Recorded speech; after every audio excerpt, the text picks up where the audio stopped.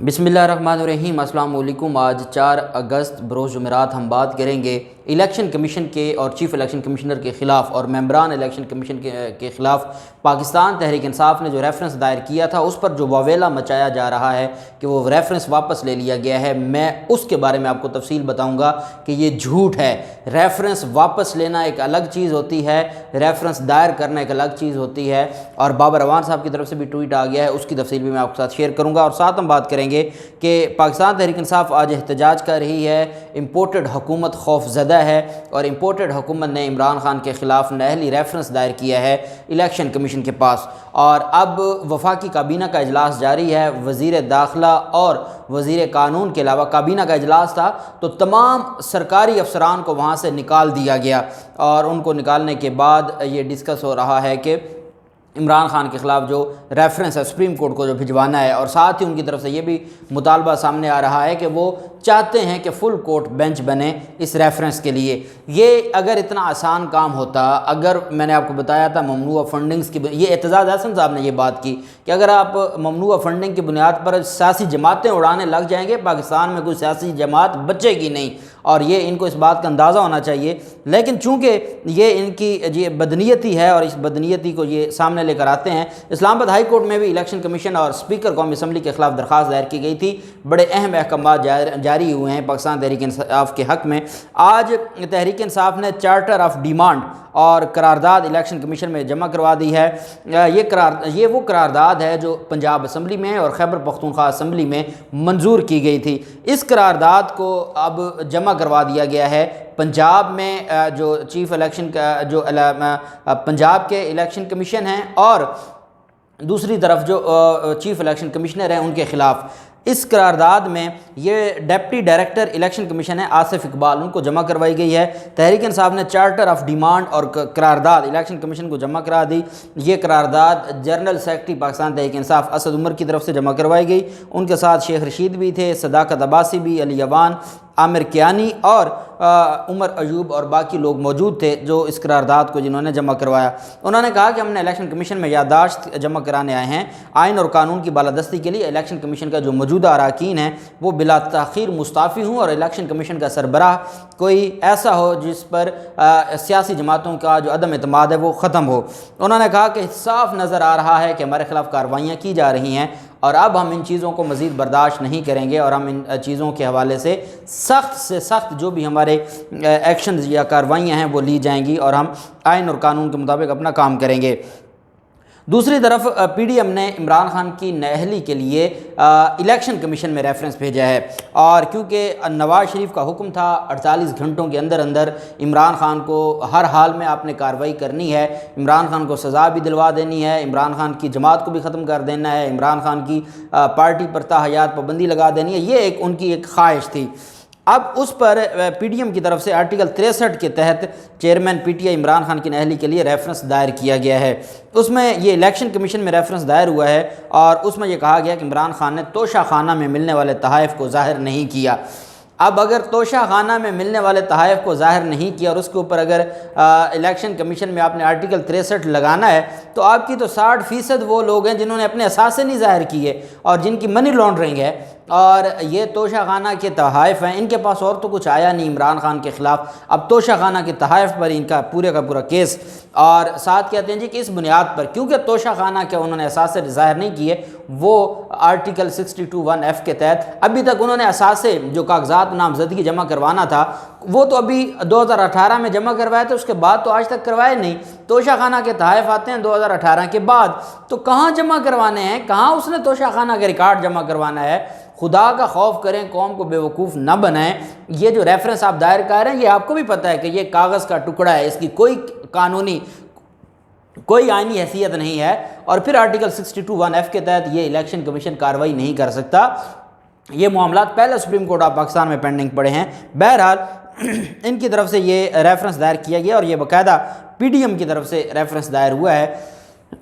जो पीडीएम की क़यादत है वो ख़ुद इस रेफरेंस को आगे लेकर चलना चाहती है। जो दूसरा रेफरेंस है वो जो इस वक्त काबीना का इजलास जारी है और ज़राए का ये कहना है कि वफाकी काबीना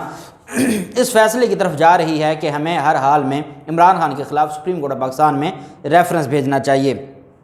پاکستان تحریک انصاف کے خلاف ممنوعہ فنڈنگ کیس کے فیصلے کی روشنی میں آئندہ کے لاہ عمل پر بھی مشاورت جاری ہے۔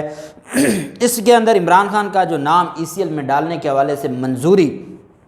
وہ بھی متوقع ہے، اور ساتھ وزیر قانون اور حکومتی قانونی ٹیم کابینہ کو الیکشن کمیشن فیصلے پر بریفنگ بھی آج دے رہی ہے، اور ذرائع کا کہنا ہے کہ وزیر اعظم کی ہدایت پر سیکرٹری قانون اور سیکرٹری داخلہ کے علاوہ تمام بیوروکریٹس کو اجلاس سے باہر بھیج دیا گیا ہے۔ اب اجلاس یہی ہے نا کہ بھئی ہم کیا کریں، پوچھنا یہ ہے کہ اگر عمران خان کے خلاف آج ہم بھیجتے ہیں، کل ہماری جماعتوں کا کیا ہوگا، کل ہمارے ممنوعہ فنڈنگز کا، ہمارے تو سیدھا فورن فنڈنگ ہے، اور جو آج اتحادی ہیں وہی کہتے ہیں کہ یہ اسامہ بن لادن سے لیتے تھے، جو سابق آفیسر ہیں وہ کہہ رہے ہیں کہ میری آنکھوں کے سامنے اسامہ بن لادن سے نواز شریف نے ڈائریکٹ پیسے لیے بے نظیر بھٹو کی حکومت گرانے کے لیے، تو یہ کہاں جائیں گے، یہ نہیں بچ سکتے، اور یہی وجہ ہے کہ اندر کی بات ڈسکس کرنے کے لیے بیوروکریٹس کو بھی نکال دیا، اور 8 نکاتی جو وفاقی کابینہ کا 8 نکاتی ایجنڈا ہے وہ بھی جاری کیا، جس کے مطابق آج کے اجلاس میں نیشنل یونیورسٹی کے قیام اور باقی چیزیں بھی سامنے آئی ہیں۔ حقیقت یہ ہے کہ یہ عمران خان کے خلاف جو ریفرنس کی بات کرتے ہیں، اور اس پر اب پاکستان پیپلز پارٹی کی طرف سے یہ بھی مطالبہ کیا گیا ہے جی کہ ہمیں 3 رکنی بینچ نہیں چاہیے، ہمیں فل کورٹ بینچ چاہیے، اور فل کورٹ بینچ آپ بنوا لیں اور سپریم کورٹ سے آپ لے لیں، پھر فیصلے اس طرح اگر فیصلے آنے ہیں، اور پھر عوامی عدالت بھی لگے گی، پھر عوام کا بھی فیصلہ ہوگا۔ اور ابھی تک تو عمران خان جیسے آج ریڈ زون میں وہ نہیں گئے، انہوں نے کہا کہ ہم F9 پارک میں اپنا احتجاج کرتے ہیں، لیکن اگر آپ پھر اس طریقے سے اداروں کو استعمال کرتے ہوئے کسی کو دیوار کے ساتھ لگانے کی باتیں کریں گے تو پھر عوام کی عدالت، آپ کو یاد تو ہے نا 7 اپریل اور 9 اپریل کو جو نکلی تھی، آپ کو یاد ہے جو وزیر اعلیٰ پنجاب کے خلاف نکلی ہے، supreme court of Pakistan Lahore registry کے باہر اتنے لوگ جمع ہو گئے تھے کہ جو ڈپٹی رجسٹرار ہیں سپریم کورٹ، ان کو آ کے درخواست وصول کرنی پڑی۔ تو آپ اگر تو چاہتے ہیں کہ اس طرح کے معاملات بنے، شوق پورے کر لیں پھر آپ اپنے، ہم بھی تو دیکھیں کہ ایسا کون سا قانون ہے، ہم بھی تو پھر قانون اور آئین کا جنازہ نکلتے دیکھیں، مزید پہلے بھی دیکھ رہے ہیں جو ہمارے ملک میں جو کچھ آئین اور قانون کا، جیسے حمزہ شہباز بغیر عدالتوں سے پرمیشن لیے چلے جاتے ہیں، تو یہ ساری چیزیں تو سب کے سامنے ہیں، لیکن حقیقت یہ ہے کہ ان کے پلے کچھ نہیں ہے، اور یہ عمران خان کا کچھ بھی نہیں بگاڑ سکتے، جبکہ استعفوں کی مرحلہ وار منظوری کے خلاف پاکستان تحریک انصاف نے درخواست دائر کی تھی اسلام آباد ہائی کورٹ میں۔ قائم مقام چیف جسٹس ہیں،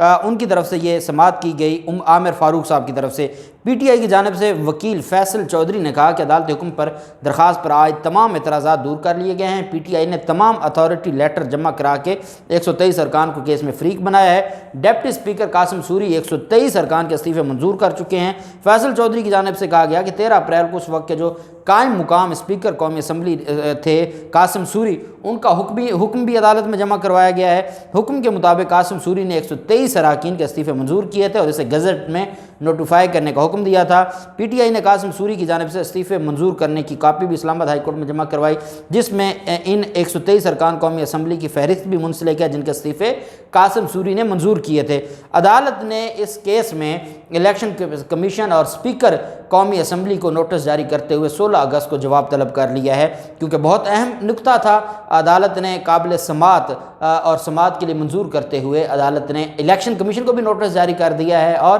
اسپیکر اسمبلی کو بھی نوٹس جاری کیا ہے، اور عدالت کی جانب سے جاری نوٹس میں سیکرٹری قومی اسمبلی کو مجاز افسر کے ذریعے تمام ریکارڈ پیش کرنے کا بھی حکم دیا گیا ہے۔ قومی اسمبلی کا تمام ریکارڈ عدالت نے طلب کر لیا ہے، اور اس پر عدالت اب 16 اگست کو دوبارہ سماعت کرے گی، اور یہ جو معاملہ ہے کیونکہ بہت اہم ہے اس وجہ سے یہ چیزیں سامنے آئیں گی۔ چیف الیکشن کمشنر کے خلاف پاکستان تحریک انصاف آج اپنا ریفرنس دائر کرنے گئی۔ اچھا ایک بات میں آپ کو بتا دوں، جب ہم درخواست دائر کرنے جاتے ہیں تو ہمیں 3-4 برانچوں میں جانا پڑتا ہے، اور وہاں جاتے ہیں، وہاں پر جو وہ اس کی اسکروٹنی کرتے ہیں۔ کچھ ڈاکومنٹس اگر کم ہوتے ہیں تو وہ ہمیں کہتے ہیں جی کہ یہ ڈاکومنٹس لگا دیں، کچھ زیادہ ہوتے ہیں تو وہ بھی معاملہ ہو جاتا ہے۔ جب تک آخری جو اتھارٹی ہے جس نے ڈائری نمبر دینا ہوتا ہے کسی بھی کیس کا، جس نے درج کرنا ہوتا ہے کیس، اس سے پہلے ہمارے پاس یہ حق ہوتا ہے کہ ہم اپنی درخواست کو بہتر کرنا چاہیں، ہم اس میں کوئی مزید جو چیزیں ہیں وہ اس میں شامل کرنا چاہیں، ہم کوئی ایویڈنس یا کوئی ڈاکومنٹ ساتھ لگانا چاہیں، یہ ہمارا حق ہے۔ جب درخواست دائر ہو جاتی ہے، ڈائری نمبر لگ جاتا ہے اور